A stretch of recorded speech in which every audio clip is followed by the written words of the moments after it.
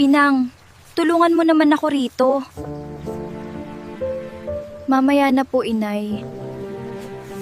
Pinang, hindi maganda ang pakiramdam ko. Ikaw muna sana ang magluto ng lugaw.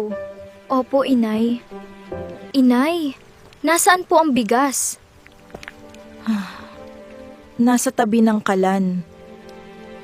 Inay, nasaan po ang sandok? Nasa mesa. Inay, nasaan po ang tubig? Nasa tapayan.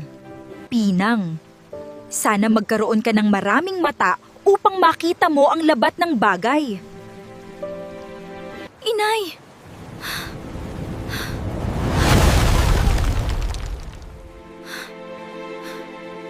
Pinang! Anak ko! Mga bata, makinig kayo sa inyong mga magulang. Matutong tumulong sa bahay. Huwag maging tamad upang hindi magsisi sa huli.